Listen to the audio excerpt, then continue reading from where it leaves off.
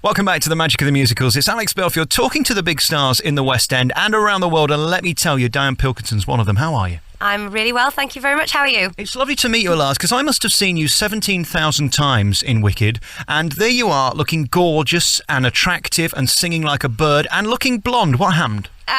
Well, I'm blonde on the inside. I'm very, very brunette, I have to say. I'm so far removed from Glinda, it's unbelievable, but I think that's what makes it interesting. It must be interesting getting to the stage door at the end. You must be able to walk out, nobody notices you. At first, I think for the first 2 days, yeah. And unfortunately, they have these pictures in the programme that give me away, so there you go. Wicked is a remarkable show that is still spectacular and beautifully lit and tremendously sung by you. And what's interesting about your role, more than any in the West End, is you're a real proper singer, aren't you? I mean, it's almost operatic, your role. Yeah, I mean, it's written very operatically. I think Kristen Chenoweth is a very operatic singer as well. And I did train operatically a long time ago. So I think that's coming really, really handy, although it's the first time I've had to use that soprano range in my entire life. What happens on a day where we're not feeling very well and you've got the sniffles? I mean, how do you get those notes? To be honest, it's really weird. I think you can sing high better when you've got a cold. It's something to do with the resonance in your cheekbones. If it's on the chest, forget it. But in the cold kind of situation, it's pretty good. You just get on with it, basically. What's amazing about you and your personality within this is you're so funny and warm, because you're not really that likeable as a character. Without that, we would end up hating you. Well, I think in the book, in Gregory Maguire's book, she was extremely bitchy, and she is bitchy. It's just she doesn't mean it, and I think that's what we've got to remember. We all know this person. She says things that we all kind of really want to say, but probably shouldn't, and I think that's probably why people identify with her. There's loads of great moments in the show, and I don't want to reel them off now, but the comic timing thing, have you always been funny?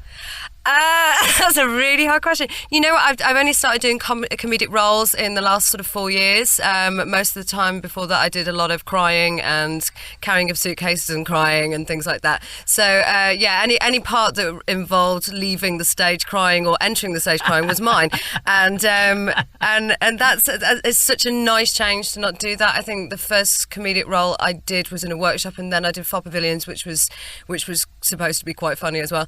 And ended up with Glinda, which is just written in a way that I think it's impossible, unless you can't speak English, to not make that funny. I think it would be very difficult. I think you're wrong, actually, because I've seen a lot of actresses try and do this role who haven't got the timing. You're great with the pause, and that's something that's so essential to comic timing. You can't be scared of waiting a minute, can you? I think that's it. I mean, you've just got to have the confidence to let it land and to understand that certain audiences will respond quicker and some won't, and just to have confidence and not suddenly start running ahead like I do naturally in my real life.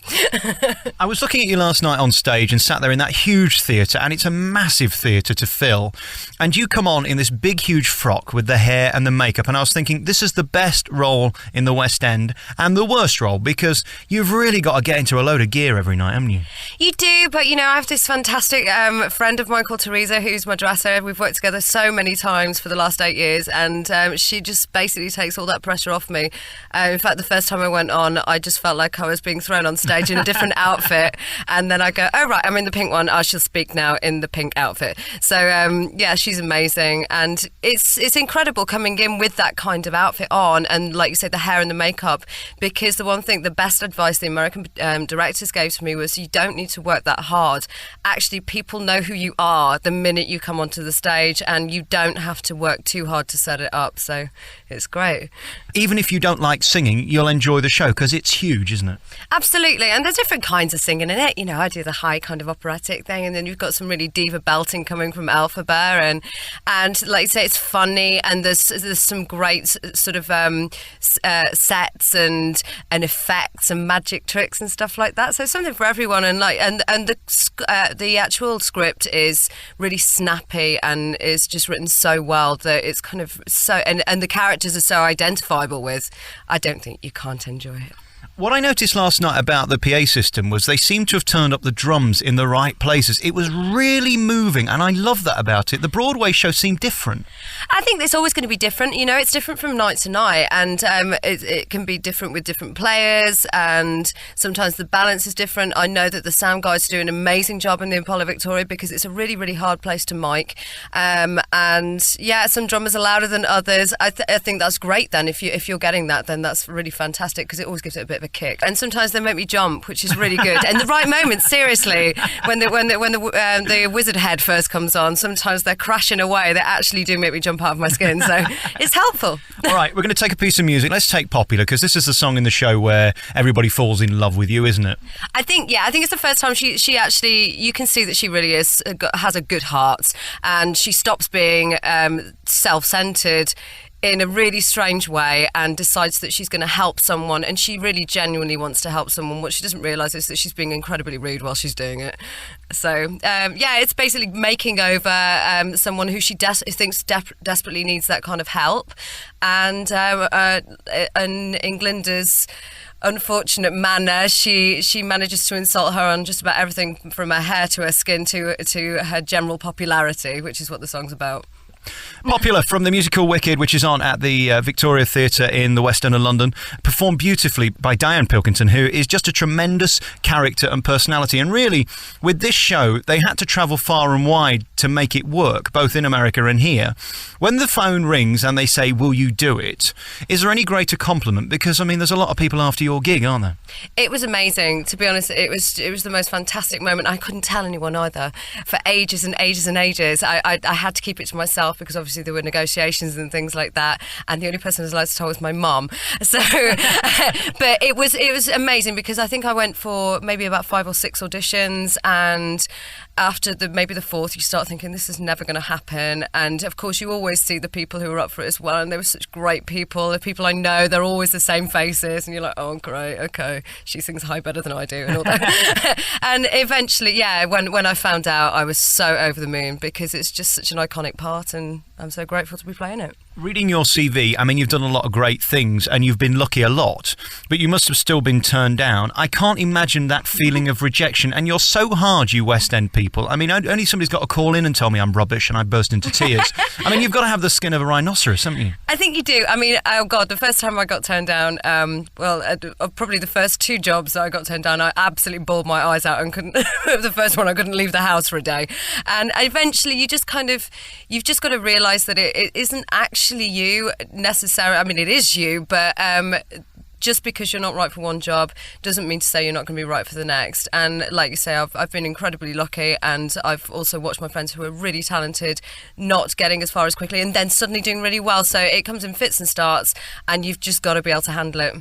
What's amazing about the West End is you go and see different shows and you meet different personalities, like Patina in Sister Act is remarkable, Maz Murray in We Will Rock You is incredible, and Sharon D. Clark going into Hairspray is just phenomenal. There aren't that many personalities. Do they tend to kick it out of you in theatre school? Because really, it's an homogenised business where you do need to look the same and act the same and be the same. Yeah, I mean, it's kind of weird because I'm from Wigan, and my accent is still there, but was very much at drama school. We were told to speak with RP, And yeah, it's good that they iron that out, but it's a shame when people completely lose their identity because of it. I think it's easy to fall into the trap of thinking, I must be a size 8, I must do this, I must do that, because everybody's different. And if you want to work, you have to stay within parameters, but it's nice to see people branching out a little bit and showing themselves. Your accent in it isn't like you are now. What is it? Because it's like the Queen times 10. Yeah, maybe. I mean, well, that's good if it's not like it is now, because sometimes I hear a few little Wigan bells dropping through, and I think, oh. But then I like to think, I like to think that Glinda's slightly nouveau riche, and I don't think that she's absolutely from a terribly posh family. I think that she'd like to think she is. So, she could just be that spoilt girl from somewhere just outside of Wigan, whose family own a lot of trucks. All right, before we get to you and find out about what you've been doing, let's talk about this story then. It's a story about good and bad, and about somebody being beautiful and cute who gets the guy but then loses the guy to somebody who's the opposite to that because they're a nice person. Yeah, kinda. I don't think they're both nice people. I mean, I think it's just the whole point is that Glinda she desperately does love Fiyero, and so does Elphaba. It's just that the match between Elphaba and Fiyero is better. So in the end, the people who should be together, the people who bring out that spark in each other, are the people who end up together.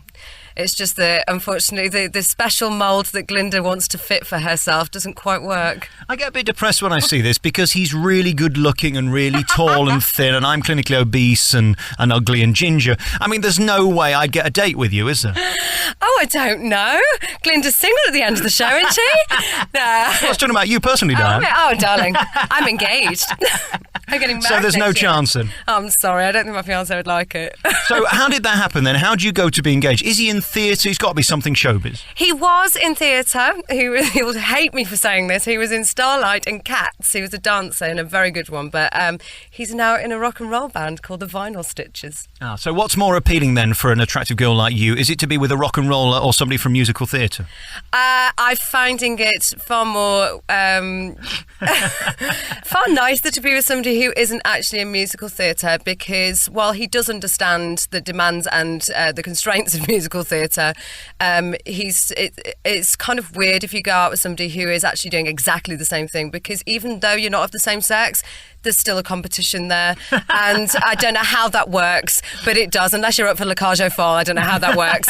So yeah, it's good to have somebody who understands, but actually it's really nice to be able to go and watch gigs and go to Camden and hang out with people who look really cool. That's it. And of course, reading your CV, one of the things you did, which I really enjoyed, and the last time I think I saw you before this, was Taboo, which is an incredible show, the antithesis of this show, Wicked, really, because it's small and tiny and not about the elaborate sets and costumes. It's about a beautiful story of Boy George's life with great tunes. Yeah, I mean, I love doing Taboo. That was a really, really big break for me, and the tunes were amazing. I mean, the costumes were pretty fantastic as well, but on a much lower budget, I have to say. They did an incredible job with a lot less money, and it was very intimate, and I was literally on people's laps, which was interesting.